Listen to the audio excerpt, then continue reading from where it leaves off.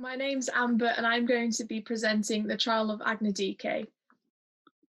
Agnodice was born in the 4th century BC. In this time period, a lot of political events occurred. For example, the conquest of Alexander, the collapse of the powerful Persian Empire, and also the spread of Greek culture far into the east. However, for me, the story of Agnodice was the gem of this time period. So to begin, Agnodice was the earliest recorded female doctor in ancient Athens. Due to her trial, she became a symbol of female equality in Athenian medicine. If it were possible, I'd like to witness the trial of Agnodice taking place. To me, seeing how ancient women argued for their rights would be influential and uplifting. So to set the scene, standing in opposition, Agnodice stood before the Areopagus, which was a council of 500 elders surrounded by a throng of 700 citizens as jury. This quantity of citizens was abnormally large because it was such an unusual trial. Numbers like this would only normally occur in homicide. This was such a major event, but in a lighter mood, I do hope you enjoyed The Simpsons gif. In her defense, Agnodice was backed up by an orator and 50 women, whose lives she had saved, some on numerous occasions. Here's a Hercules gif, my favorite Disney movie. Not only did she manage to influence women into medicine, but she also opposed traditional views reforming ancient Greece. So, to explain the life of Agnodice, at a young age, she had observed females in her family go through childbirth. Many would end up dying or be in excruciating pain for hours upon end. Athenians had prohibited women from practicing medicine for allegations of supposedly providing abortions. Due to having male obstetricians and gynecologists only, women were far too abashed and humiliated to call on a doctor's aid. Agnodice decided that, with her passion for medicine and her compassion for women, she would help save lives. She faced an extremely bizarre and transformative journey in quite a literal way, as you'll soon find out. And so she branches out to Egypt, where women could train for and practice medicine. Now, with the knowledge she needed from her Egyptian training, she decided to head back to Greece. However, she simply could not practice in Greece as a woman. Therefore, she cut her flowing hair and dressed herself into male clothing, a chiton, a hymation, and a chlamys. Now she would act as if she were a man. Her patients at first were not welcoming. They didn't understand why someone, who they thought was a man, was so eager to help them give birth and refused her help. But one day, she managed to save a patient's life. She let them know she was a woman, took off her disguise, and delivered a healthy baby. As news spread, the male doctors, wondering why she was so popular, thought she had been seducing the married women and so called for a trial. This is the exact day I would like to go back to. At the trial, the husbands and the male doctors were equally as upset as one another. One side because they believed that their precious wives had been seduced by Agnodice, and on the other because they were simply out of business.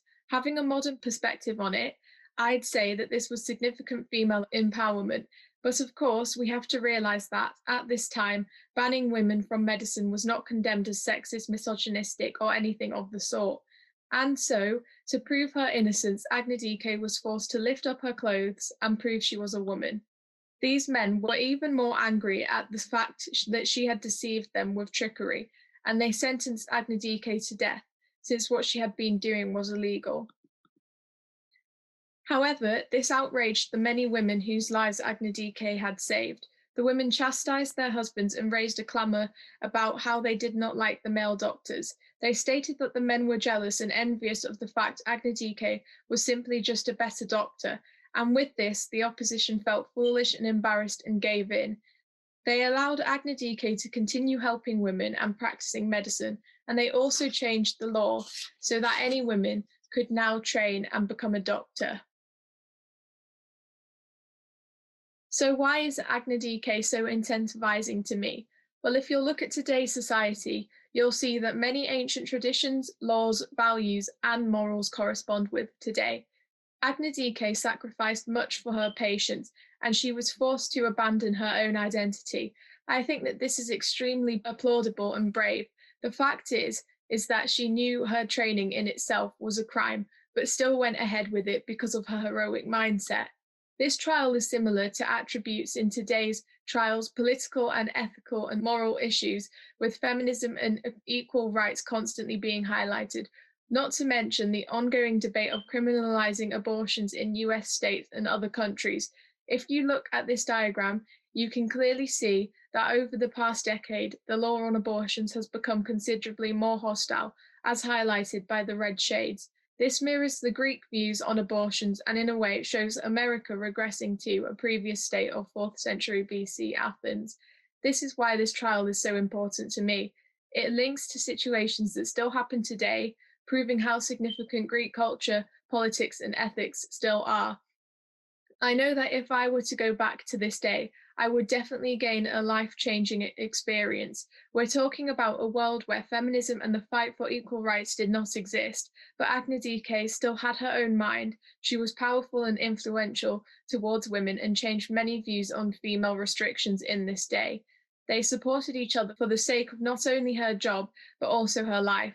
Whilst this changed Athenian history, it also motivated many women to do an act that they were prohibited from over simple allegations and no actual proof. They regained what they had taken from them, and this is empowering to me. In today's world, we can still see today that Roman and Greek ancient culture and laws are still apparent. If Agnodice and her supporters hadn't won this case, could females be doctors today, or would we still be banned? Would Florence Nightingale have been able to practice? Or Marie Curie? Those are the questions I ask myself. These are just a few reasons why Agnodice is so inspiring to me. For my final slide, I painted the trial of Areopagus and Agnodice. The woman in the centre of the piece is Agnodice. She covers her face with her hands, expressing her embarrassment, whilst the crowd of elders in the bottom right look upon her naked body. Her robe is coloured Tyrian purple to represent her skill as a doctor, for she is the best, so it's only right for her to wear the royal imperial colour. The male figure, dressed in a rose chiton, strips Agnodice for the crowd to see that she is not a man. As he strips her, he removes her purple robe, signifying her nobility and prowess, which has been taken away from her by these opposing men.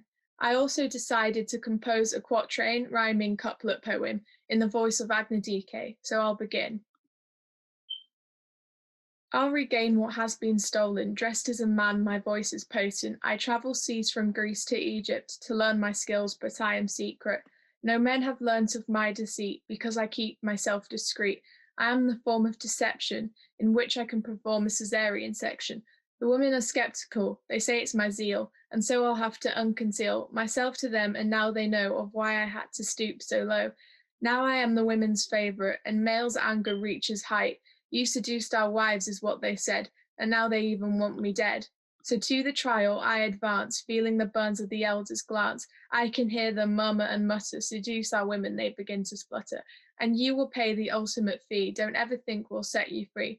I cannot take it any more, I throw off my clothes and hear a roar, for I have now broken the law. The judge he speaks, and here therefore I banish you to face your death. Now breathe your very last deceitful breath.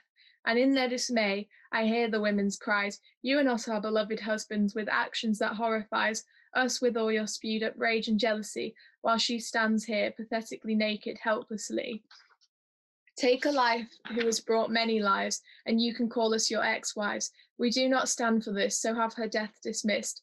The crowd of men faced their plight, realizing their women were right, for without her, what was to be of their children and wives? It is a fact that she saved their lives.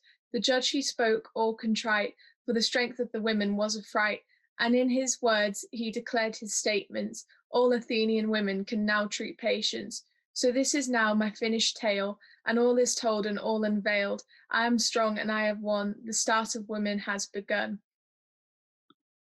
I really do hope that you have enjoyed my presentation, and I hope that this has given you some insight into a trial involving Greek feminism, empowerment, law and order, and the life of doctors and pregnant female citizens. This is the painting, and thank you very much for listening. I'm Roy-Stanley.